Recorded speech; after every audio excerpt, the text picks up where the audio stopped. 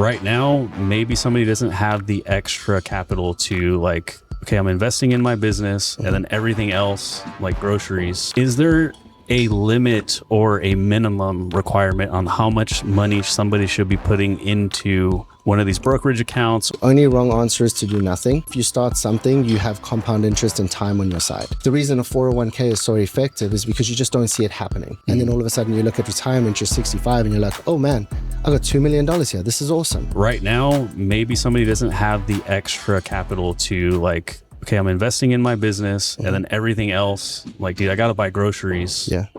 And now you're telling me I need to like fund another avenue for just in case later. Is there a limit or a minimum requirement on how much money somebody should be putting into one of these brokerage accounts or whatever it may be? Like, is there something that's too little?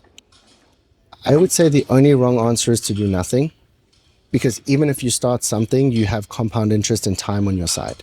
I think most people, they're like, oh, I'm going to start when I make 150 grand. But then their cost of living constantly increases to that 150K. And now it's like, well, now I'm still paycheck to paycheck. I'll do it at 200.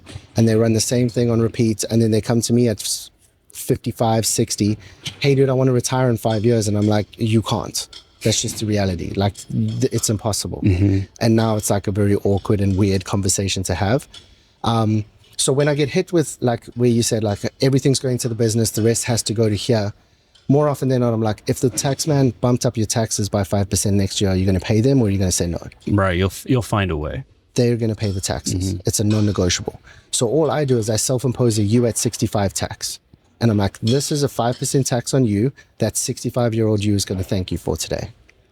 And then we just run that play. And if it's not 5% and it's 3%, we start at 3%. And then as you get a pay bump, we bump that to 5 so you don't get accustomed to the new pay bump.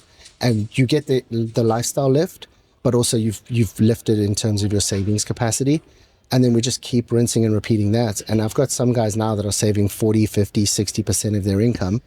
But like even me, I didn't do this out the gates. Like I said, when I was 26, I made stupid amounts of money, but I was very good at spending money too.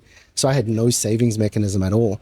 So when I started this, I was at like 3%. Now we're closer to 20, 25%, because as your income increases, it just becomes easier to just like squirrel away a little bit more.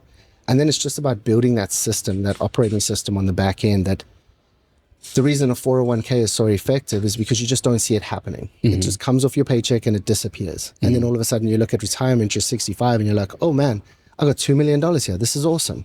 But it's because you didn't really feel it and it was just dripped out over time.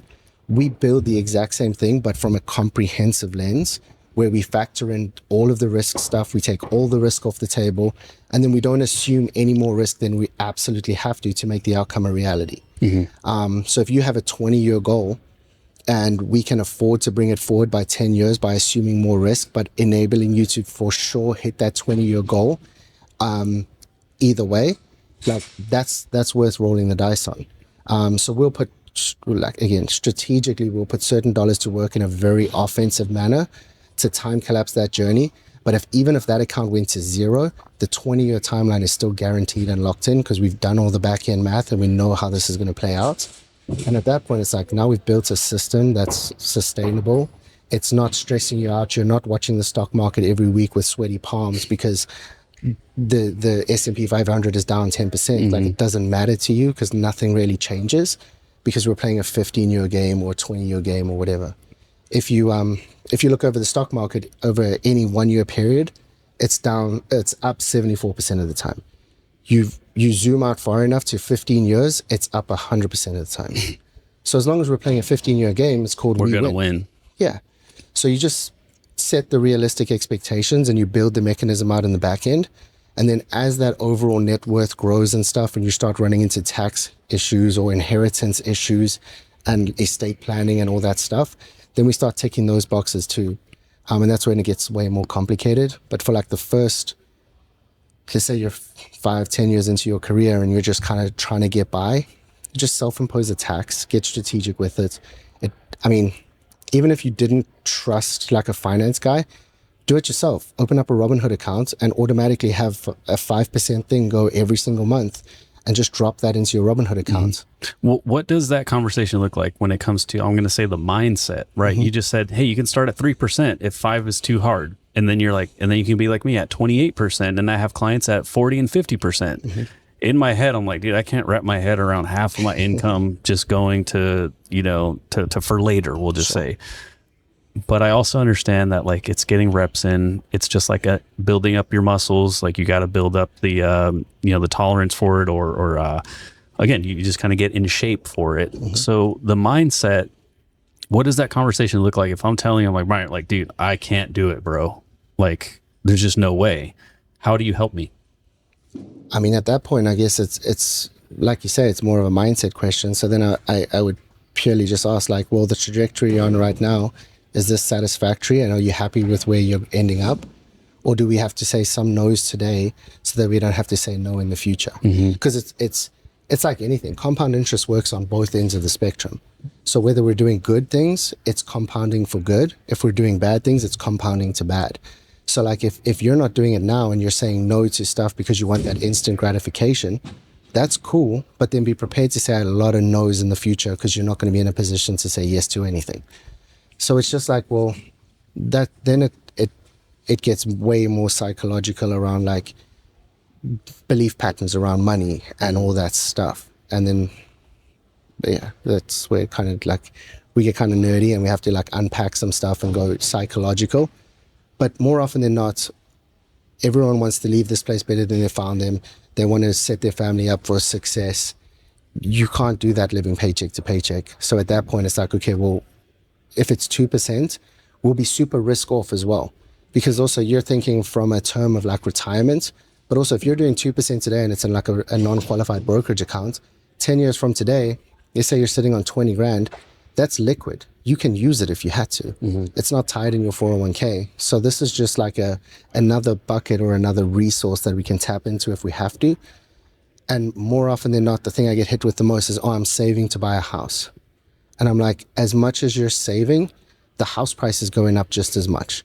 So as you get to your 100K number where you're going to have your down payment, the house price is now significantly higher, and that 100K is not enough. You can't save your way to anything anymore. Like, you're either investing and you're making strides, or you're not and you're getting left in the dust, because inflation's killing us. I mean, I did a piece of analysis for a client the other day.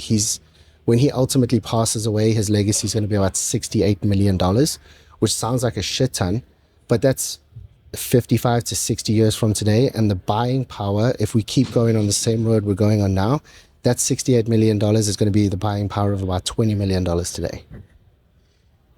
So it's like, we don't have a choice anymore. Like, we have to just get savvier, smarter, and start putting our money to work in a strategic manner that moves the needle forward. Because if we're not, we're just getting left behind. That's terrifying, because I can't even make $1 million right now. Right. And it's like 2/3 less. It's crazy. Oh my gosh, that opened up a different can of worms. But I have to ask this, because again, just thinking about like everybody that's watching, does somebody come to you and say like, hey, but I really want to invest in like crypto? Do you have that conversation as well? Plenty. But then you always have to have the flip side of that conversation. So yeah, you can, but are you prepared to see that go to zero? And if you're not prepared to see it go to zero, then that's money you can't afford to lose. So then if it's, say, $100 a month you want to pump into crypto, that's fine. Let's do 50 there and 50 here, so that at least we have that safer offset of risk. And then, hey, like, dude, I had a crypto investment that I put 10 grand in like 2 years ago. It's almost 200K now, the value of that coin and how much it's grown over the last little bit. So that like rate of return, you can't replicate that in the stock market. It doesn't exist. But I was also prepared to see that 10 grand go to zero, so it didn't matter. And I had to ride it to almost zero a couple times. And I was like, it is what it is. And then all of a sudden, like the last 10 days or so, it just went through the roof, and it's batshit crazy. But like, nothing changed for me in my lifestyle, whether that went to zero or didn't. All that gave me the opportunity to do is, because I assumed so much risk there, it was able to bring like other future goals forward faster. So that's where I was talking about, like, if I can make something happen that's guaranteed in 20 years, but we can bring it forward by 10, that's where like that crypto, real estate, other like riskier, and real estate's not really that risky unless you have to sell when the market's down. But like where those kind of riskier assets sit, it's like if you can afford to see it go to zero, then it doesn't matter. Like what the market does doesn't matter. But we have to have that safer on the other side. Like if you imagine just one of those old school scales, we just have to balance it out so that we don't see everything go to zero. And now we're like up shit creek. Well, I really love that advice because you're allowing me to like, okay, you want to do this. Let's do that. Go ahead. But you have to meet me halfway as your advisor.